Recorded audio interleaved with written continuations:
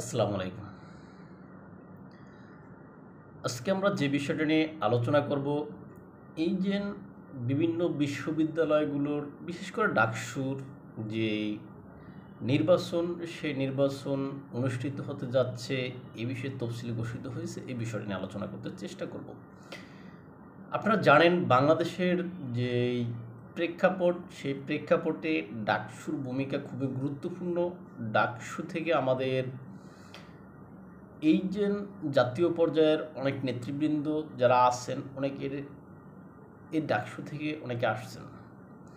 এই ডাকসু মূলত আমাদের এই যে ছাত্রত্বের পাশাপাশি, অর্থাৎ আমরা পড়াশোনার পাশাপাশি রাজনীতিতেও মনোনিবেশ করতে পারেন আমাদের দেশের শিক্ষার্থীরা।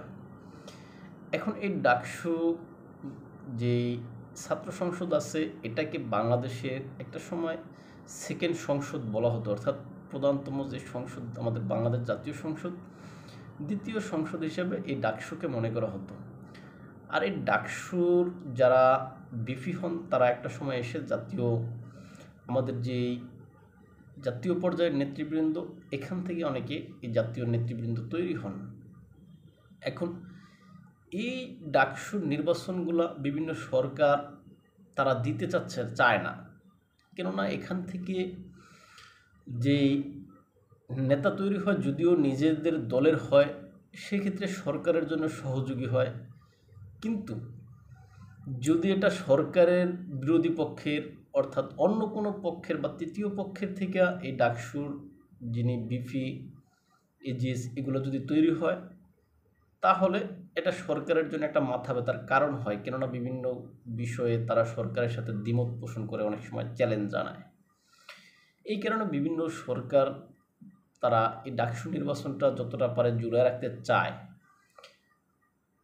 এবং অনেকে দিতে চায় না। কিন্তু আওয়ামী লীগ সরকারের আমলে দেখা গেল তারা এই ডাকসু নির্বাচনটা দিল অনেক বছর পরে, 2019 সালে, 19-20 সালের দিকে, 20 সালে মেবি।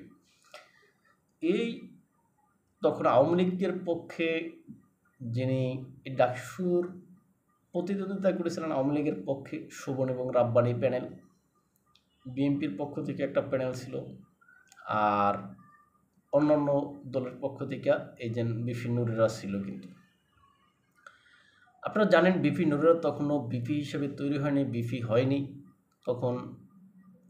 এই যে ছাত্রদের যে কোঠা সংস্কার আন্দোলনকে কেন্দ্র করে কিন্তু এই যে বিপি নূর তারা সাধারণ ছাত্রদের ভিতরে জনপ্রিয়তা অর্জন করছিলেন।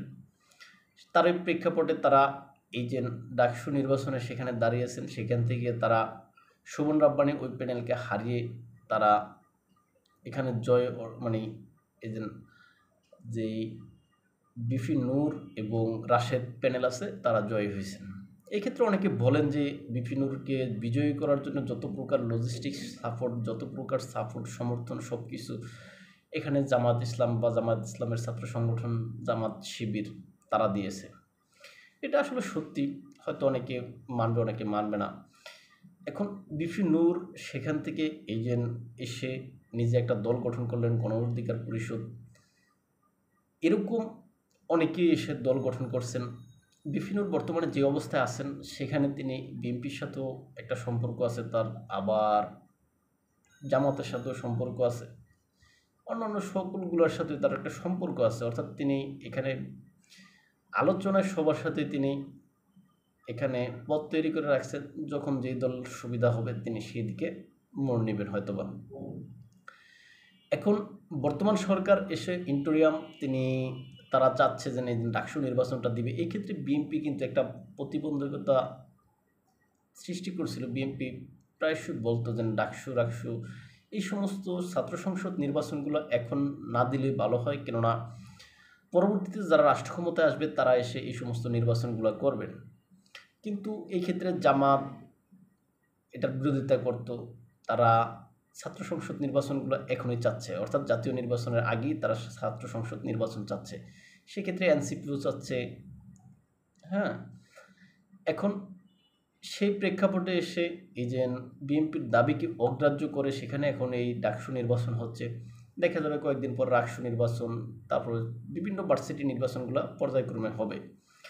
এখন সেখানে যদি জামাতপন্থীরা যদি জয় জয়কার হয় বর্তমান প্রেক্ষাপটে, তাহলে এটা বিএনপির জন্য একটা মাথা ব্যথার কারণ হবে। কেননা আগামীতে যেহেতু রাষ্ট্র ক্ষমতা আসার দাবিদার বিএনপি, অনেক ক্ষেত্রে দেখা যাবে যে এই যে ছাত্র সংসদ যারা থাকবে তারা বিএনপির বিরুদ্ধে অনেক সময় অনেক কাজ করতে চাইবে, সেটা বিএনপির জন্য একটা মাথা ব্যথার কারণ হবে। দেখবেন যে এই যে উপনির্বাচনগুলো বিভিন্ন উপনির্বাচন পৌরসভা নির্বাচনগুলো হবে, সেখানে এই বিভিন্ন বিশ্ববিদ্যালয়ের যারা বিপি আছেন তারা দেখা যাবে যে তাদের পছন্দের যে প্রার্থী আছে তাদের পক্ষে প্রচারণা চালাবেন। এটা কিন্তু একটা একটা আপনার কি গুরুত্ব বহন করবে। কেননা সত্য হলো তারা ওই এলাকার এই যে তাদের যে ভার্সিটি আছে সেই ভার্সিটির বিপি থাকার কারণে তাদের একটা প্রভাব কিন্তু সেখানে কম বেশি থাকবে।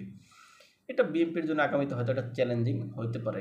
আর যদি এই ক্ষেত্রে ডাকসুতে যদি বিএনপি জয়লাভ করে আসতে পারে, সেক্ষেত্রে বিএনপির জন্য এটা একটা প্লাস পয়েন্ট হবে ভবিষ্যতের জন্য। এখন সব মিলে আসলে বিএনপি এখানে যেন বড় ধরনের যে বিরোধ যে নির্বাচন ঠেকায় রাখার জন্য, সেটা আসলে বিএনপি এই মুহূর্তে করতে গেলে তারাও কিন্তু বিতর্কিত হবে। তাই হয়তো বিএনপি এই বিতর্কের মুখে পড়তে চাইবে না। তাই তারা হয়তো নির্বাচন যাতে হয়ে যায় এই জন্য তারাও তাদের প্রার্থী দিবে, তারা সেখানে জয় ছিনিয়ে আনার জন্য চেষ্টা করবে। এই পর্যায়ক্রমে এখন রাকসু বা অন্যান্য সকল ভার্সিটির এই ছাত্র সংসদ নির্বাচনগুলো হয়ে গেলে ছাত্রদের ভিতরে একটা প্রফুল্লতার ভাব আসবে এবং যারা এখানে সরকার সমর্থক এনসিপি বা এই যে জামাত, তারা চাইবে যেন তারা জয়লাভ করুক, বিএনপি চাইবে যেন তাদের প্রার্থী জয়লাভ করুক।